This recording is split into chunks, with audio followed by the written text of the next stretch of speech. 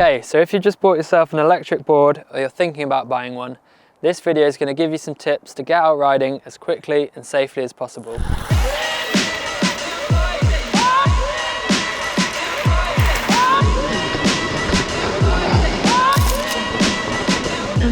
Okay, step one, protection. So before you start riding your board, you want to think about how you're going to keep yourself safe and what protection you need. So at the very least, I'd recommend a helmet, some knee pads, and beyond that, I'd also consider bum pads, elbow pads, wrist guards, and you can even get full body armor if you want to stay really safe out on the trail.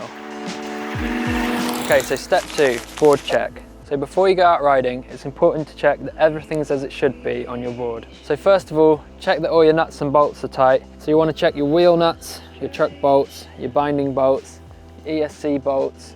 Make sure your battery's on securely. Also check that your motors are still on tight. And don't forget your kingpin and shock block bolts. So there's quite a lot of nuts and bolts to check. Most of the time they'll stay tight, but if you're riding over rocky terrain, they might loosen over time, so always best to check. Another really important thing to check before your first ride is truck tightness. So with the Matrix 3 trucks, you can have your shock blocks in the inside or outside position. So if you're going fairly slowly on smooth ground, perhaps you're riding with no bindings and you're carving up the streets, you can probably keep your shock blocks in the inside position. But if you're going faster and you're riding over rougher terrain, then I would recommend the outside position. Now there's 3 different colours of shock blocks: white, orange or red. White are the softest, red are the hardest, and orange are in the middle. So if you are doing serious mountain boarding on one of these, my recommendation would be the orange shock blocks on the outside position, and then you can crank them down as tight or as loose as you want the trucks to be.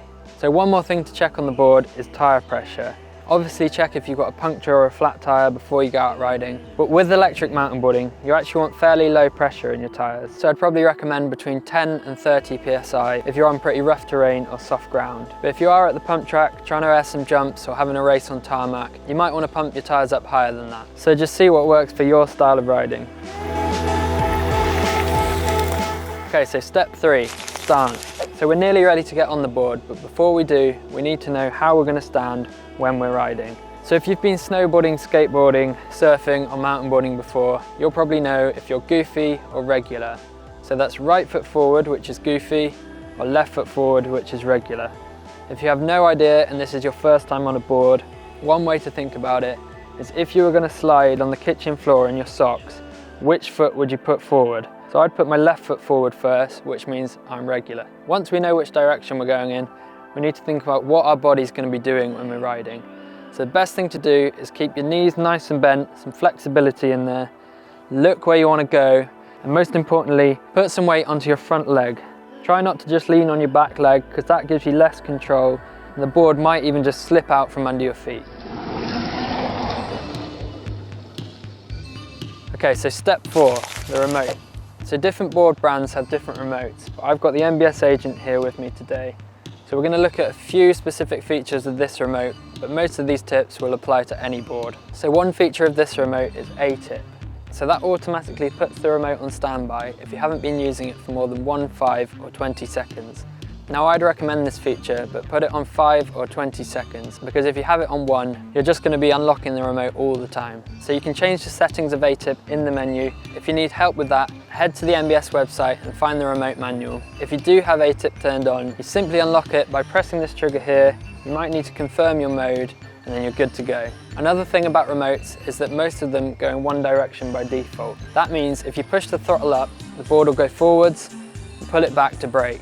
So if you do need to reverse, there's a little switch here that will flip the controls of the remote. So then you're going to be pushing up to reverse and still pulling back to brake. So once you get really used to your board and you feel like a pro rider, you can put the remote in free mode, which you can find in the menu settings. And this just means that up is forward and down is brake and reverse. Okay, so step 5, gears. So a really cool thing about the MBS Agent is that it has gears. So what that means is different levels of power that are sent to the board. So we're going to start off in gear 1.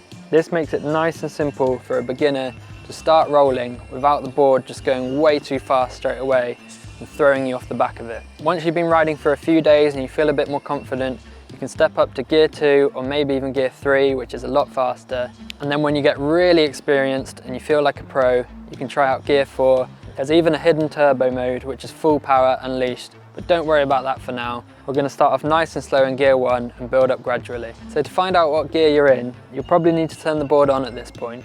If you haven't turned it on yet today, then you'll need to press this little button on the ESC here and turn the remote on. Mine's going to come on automatically, so I'll pull the A-tip trigger to unlock the remote, and then I can see that I'm in gear 1 here. If you're not in gear 1, press this button here to cycle through the gears and get yourself back to gear 1. Okay, so step 6, riding. Finally, we're going to ride the board. Okay, so safest thing, when you step on the board, don't have the remote in your hand, so you don't accidentally pull the throttle when you're stepping on or doing up your bindings. So I just put the remote down here, do my bindings up. Now, remember that stance we looked at? You want to have both knees bent, leaning over the front of the board. If you're going up a hill, you can start to lean back a bit to put some weight on the back wheels. But for now, we're going to lean forward, looking where we're going, knees nice and bent. Unlock the remote, make sure you're in gear 1, and gently pull forward on the throttle until you start to move off. And now you're riding an electric mountain board. Okay, so once you've ridden forward a little way and you're comfortable with that speed, you can gently pull down on the remote to brake. So go easy on the acceleration and the brake at first. You can do that as many times as you want to get to grips with throttle control. Okay, step 7, turning. So now you've started riding and you're officially an electric mountain boarder. But you don't want to just go straight, you want to turn as well. So there's 2 types of turns in mountain boarding. There's toe side, where you dig your toes in, lift your heels up, and heel side, where you push your heels down and lift your toes up. So if you're regular, toe side will take you to the right, heel side will take you to the left, and it's the opposite in goofy. So when you're doing those turns, again, you want to keep your knees bent, look where you want to go, and open your shoulders in the direction of the turn.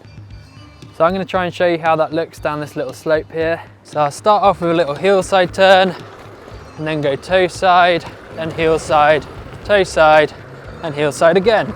So if you've got a nice open space, you can do wider turns and really get used to your trucks.